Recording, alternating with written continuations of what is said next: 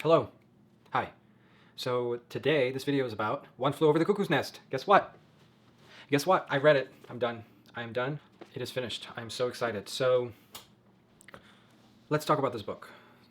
It took me 4 months to read this book. Yes, you can read this book in about 2 days, but I haven't done that because I can't sit down and read it. I have a million things, so things I shouldn't be doing. So I could have sat down and read this book in 2 days, but I haven't. So the reason it took me 4 months to read it, which is a glacial pace for reading a book, is that I just read a little bit on my way to work and from work. So it was a go, stop and go, stop and go, stop and go, which for this particular book, which describes horrific conditions of a mental institutions and a mental institution, and Kesey describes everything in detail. There's catheters, there's bodily fluids, pee, poop, things rotting, electric therapy, shock therapy, lobotomies, people getting drunk.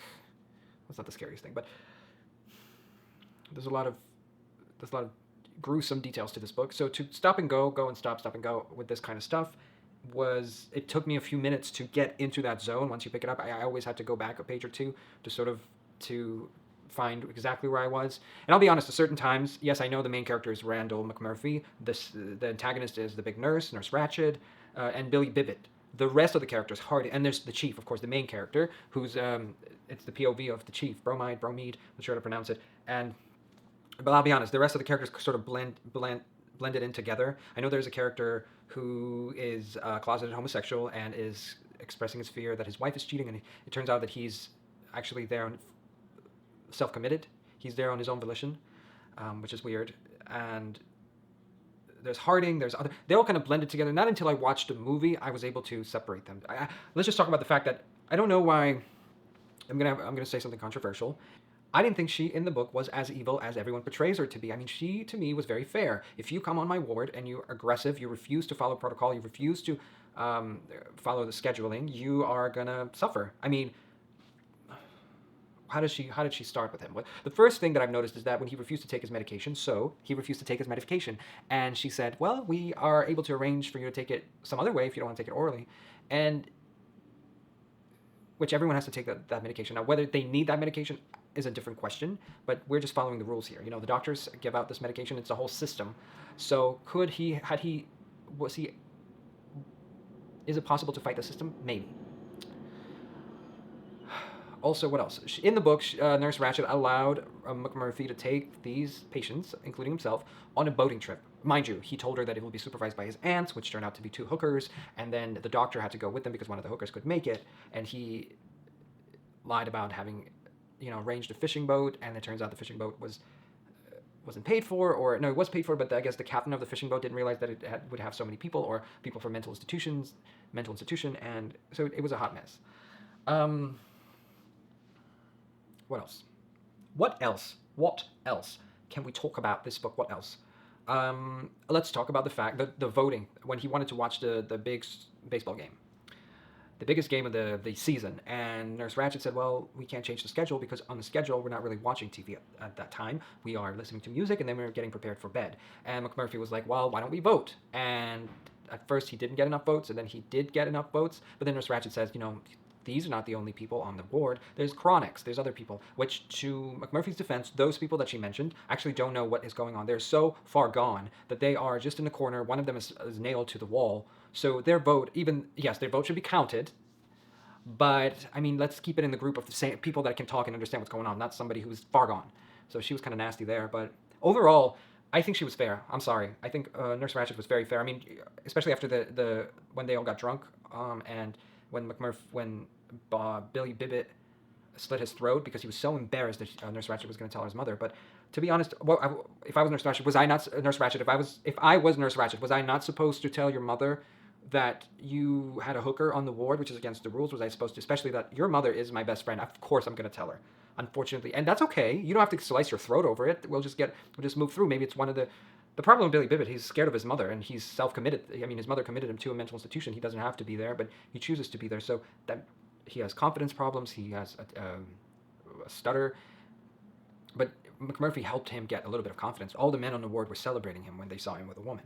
So it was that one step towards gaining confidence, and Nurse Ratched just completely just snatched it out of it. So my point is, even though she's fair, that wholeness was a little bit nasty. But if you're going to attack me on my ward and try to choke me and kill me, like the way McMurphy did to Nurse Ratched, don't be surprised that I'm going to sentence you to a lobotomy. I mean, you have a criminal record, you are aggressive, you physically attacked me, you brought booze on the ward, you got everyone drunk, you had people, unauthorized visitors. Don't be surprised you're going to get lobotomized at a mental institution where we consider you having mental illness. Now the question is, did Randall McMurphy have mental illness? Why did he go to the mental institution? How did he convince the judge or whoever sentenced him there that he is actually not a criminal but more should be evaluated mentally? Was he trying to outsmart the system? Was he trying to? He's probably thinking, well, I'm just gonna go to this mental institution. They're gonna give me a few water therapies. They're gonna give me a few massages, and then they're gonna realize. Well, what was he thinking? Okay, so you go in there. You're like, okay, so I'm just gonna. What were you even thinking? If you follow the rules, then they're gonna tell you, well, he's clearly not mentally ill.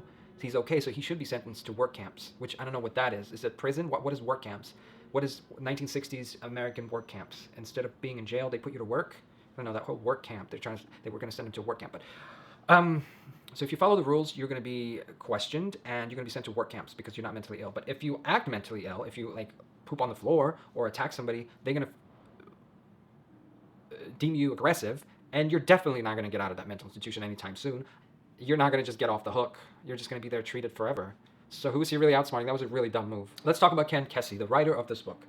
One of these guys who would follow the Grateful Dead, those kind of, he seemed to me that kind of guy. He would follow the Grateful Dead on the road and live a hippie life. His biography, this is minor research. I know that he had some drinking problems.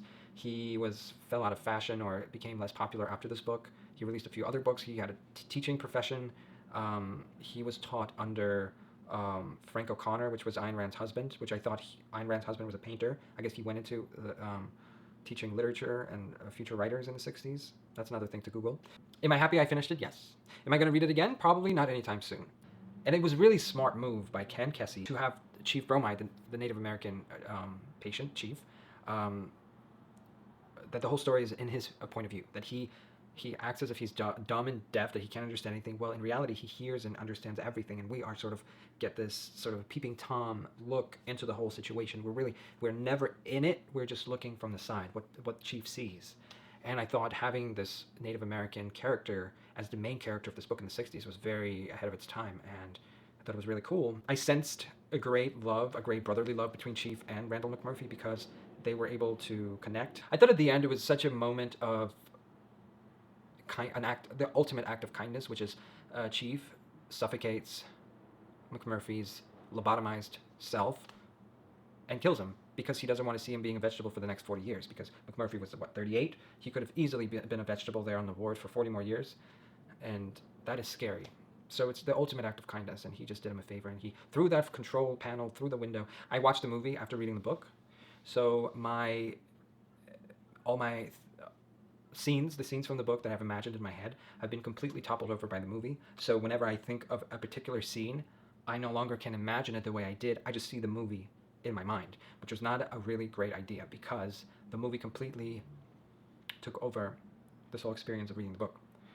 I just wanted to see the difference. I just wanted to see how exactly, if I was to direct that movie based on this book, what scenes I would put in, if I were to write a screenplay, what scenes I would take out, what scenes I would put in, how I would shoot it, what I would include, how I would dress the character, who I would cast. And Jack Nicholson was a great casting for this because he has that mischievous kind of sexy, dangerous kind of quality to him. However, when I was reading the book, Randall McMurphy, in my mind, was a lot more muscular, a lot more tattooed, more of a badass, more Elvis, more fisherman Elvis, more biker guy, more Popeye the Sailor kind of guy. And in the movie, he has that sexy quality, mysterious quality, but he is too scrawny or something. He's too... Was there sexual tension between Nurse Ratched and Randall McMurphy? Perhaps there was. Of course there was. I remember whenever I break down a scene, whenever I would break down a scene for an audition, my teachers would always weave in that everyone's attracted to everybody. So if there's a character, you're probably sexually attracted to him, or you're not sexually. So in the end, it's like, would you fuck them or would you not fuck them? Which is, do I apply that same concept to everything I read? Maybe I do. Was he attracted to Nurse Ratched? Probably he was. Was Nurse Ratched? Nurse Ratched was it didn't describe her as having family or kids, so she's probably alone. Maybe she is a closeted lesbian, the way they're described in the book, the way they're described in the show. Maybe she is a closeted lesbian, the way they portrayed her in the Netflix show, and that is why she's so angry, because at the time she wasn't able to be herself. In the 60s, you just gotta hide, and maybe she is just angry at the world because she has to hide who she is from everybody. She's behind this tough facade of a medical professional. Maybe that's what it is. Who else was? What are some other lessons in the book? What did I learn? Reading for me is an act of trying to get wiser. So what did this book inform in me? How did this book change my life? Gave me an understanding of mental institutions, the underfinancing of it. At one point in the book says there's a sign in the ward that says, "Congratulations for being on this ward with the least amount of budget or the least amount of staff." So it's heavily underfinanced. Also, it's not supervised well enough, and by that I mean certain positions have a lot of power. The orderlies have a lot of power. The Nurse Ratched can control and do a whole chess game, and it describes her as having gone through a lot of doctors. She has a colleague that's a doctor, and she's able to manipulate him in any way, shape, or form into sending certain patients for certain treatments or suggesting to the doctor that maybe something should be done, where in reality he should be the one that has the full control of the ward. She's just a nurse who conducts the group therapies and following doctor's orders. In this case, it's the other way around. And the book has described that she has gone through a lot of doctors. She's able to send them off, make their life so difficult that they choose to get transferred to another ward. And she has found this doctor that she's, to forget his name, currently working with, and he's very meek and pushover, so she's able to control him that way. You know what was funny? Something that comes to my mind is the way Kesey describes Nurse Ratched, that McMurphy says that she has giant breasts and they are badges of femininity, which I thought was a very interesting way of putting that, comparing her breasts to badges of femininity. What else?